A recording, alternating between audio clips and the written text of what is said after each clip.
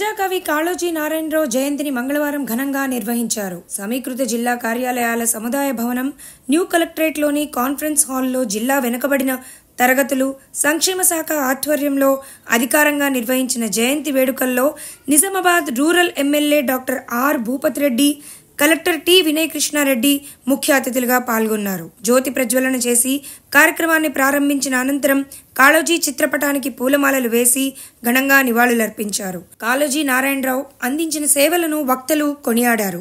అంతకుముందు వర్ణి చౌరస్తాలో గల కాళోజీ విగ్రహానికి కలెక్టర్ టి వినయ్ కృష్ణారెడ్డి పూలమాలలు వేసి శ్రద్ధాంజలి ఘటించారు.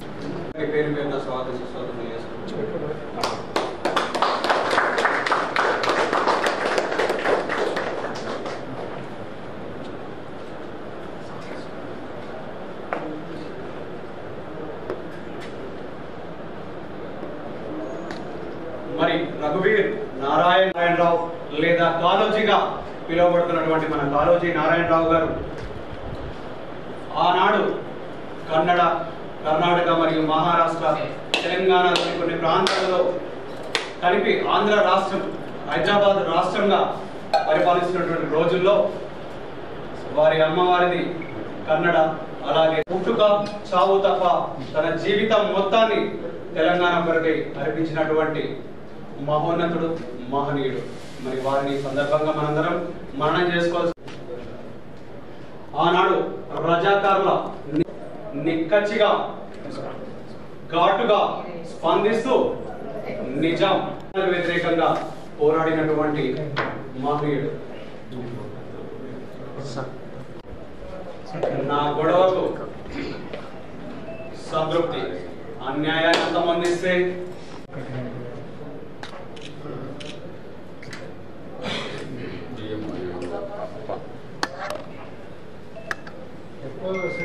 కుల సంఘ నాయకులు కావచ్చు, ఇంకా అతిథులు ఎవరైనా సరే మాట్లాడదలుచుకుంటే ముందుకు రావాల్సిందిగా సవినయంగా కోరుకుంటున్నాను.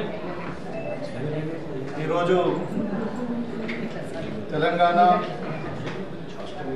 మహాకవి మరి తెలంగాణ వైతాళికులైనటువంటి కాళోజీ నారాయణరావు గారి 111వ జయంతి సందర్భంగా ఆయన 1914 సెప్టెంబర్ 9 నాడు జన్మించారు.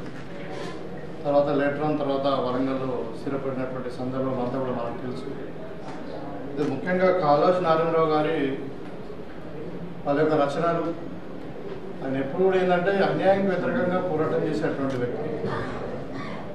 సో ఆయన ఆదర్శంగా తీసుకునే నాకు తెలిసి నేను అంటే 2001 నుండి తెలంగాణ ఉద్యమంలో ఉన్నప్పుడు డే 1 నుండి కాళోజీ నారాయణరావు గారిని స్ఫూర్తిగా తీసుకుని మరి ఆ రోజు ఒక గొప్ప స్లోగన్ ఉండేది, ప్రాంతీయేతరుడు అన్యాయం చేస్తే ప్రాంతాల నుండి తరిమించాలి, ప్రాంతం వాడు అన్యాయం చేస్తే ఇక్కడనే పాత్రలు పెట్టాలని అది ఒక పెద్ద స్లోగన్ తెలంగాణ ఉద్యమం.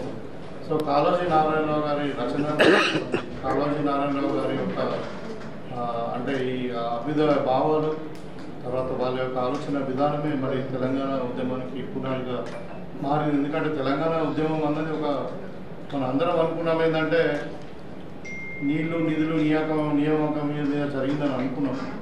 కానీ యాక్చువల్లీ దానికి ఎక్స్టెన్షన్గా ఒక అస్తిత్వ పోరాటంగా మన భాష, మన సంస్కృతి, మన పండుగలు, మన యొక్క ఆత్మగౌరవం ఇవన్నీ కూడా ఇమిడి ఉన్నాయి. కాబట్టి తెలంగాణ పోరాటం అన్నది నిక్కచ్చిగా ఖచ్చితంగా ఒక అస్తిత్వ పోరాటం కిందని మరి మారి మన దాని కొరకే ప్రతీకగానే మనము ఉద్యమం సాగించుకున్నాం. ఇలా వాళ్ళ స్ఫూర్తితోనే మన తెలంగాణ రాష్ట్రం కూడా ఏర్పాటు చేసుకున్నాం. ఆ రోజు అంటే ఒక చిన్న అన్యాయాన్ని ఎదిరిస్తే నా గొడవ సంతృప్తి, అన్యాయాన్ని అంతరిస్తే నా గొడవ ముక్తి ప్రాప్తి. అదేవిధంగా అన్యాయాన్ని ధిక్కరించిన వాడే నాకు ఆరాధ్యుడు. అంటే ఆయన ఆలోచన విధానం ఏంటంటే అప్పుడు నిజాం కాలం నుండి కూడా అన్యాయానికి వ్యతిరేకంగా పోరాడినటువంటి వ్యక్తుల్లో ఒక్కడు కాబట్టి ఇవాళ మనకు ఆరాధ్యుడైనాడు. మనం కూడా ఆయనను స్ఫూర్తిగా తీసుకుని ఇప్పుడు ఎవరినైనా మనం జ్ఞాపకం ఎందుకు చేసుకుంటాం, జయంతులు కానీ మరి వాళ్ళ వర్ధంతులు కానీ ఎందుకు నిర్ణయించుకుంటాం, వాళ్ళ విగ్రహాలు ఎందుకు పెట్టుకుంటాం అంటే వాళ్ళని చూడగానే వాళ్ళ బర్త్డేలు కానీ వాళ్ళ చూసినప్పుడు వాళ్ళ యొక్క జీవన విధానము, వాళ్ళ యొక్క ఆలోచన విధానాన్ని మనము అర్థం చేసుకుని వాళ్ళని అనుసరించినప్పుడే వాళ్ళ విధమైన నివాళులు అర్పించిన వాళ్ళకి. కాబట్టి వల్ల మనకు స్ఫూర్తిదాయకం. మరి అదేవిధంగా రాష్ట్ర ప్రభుత్వం కూడా కాళోజీ నారాయణరావు గారి పేరు మీద ఒక యూనివర్సిటీని పెట్టడం జరిగింది. ఒక వరంగల్లో ఒక ఏమంటారు రిక్రియేషన్ సెంటర్ ఇవన్నీ కూడా ఉన్నాయి. సో తప్పకుండా మరి కాళోజీ నారాయణరావు గారి ఆశయాలను మనము తెలంగాణ రాష్ట్రం అభివృద్ధిలో మరి అన్యాయానికి వ్యతిరేకంగా మనందరం కూడా స్ఫూర్తిగా తీసుకుని ముందుకు పోదామని కోరుకుంటాం. మీ యొక్క అమూల్యమైన ప్రసంగానికి అందరి తరఫున మేము ప్రత్యేక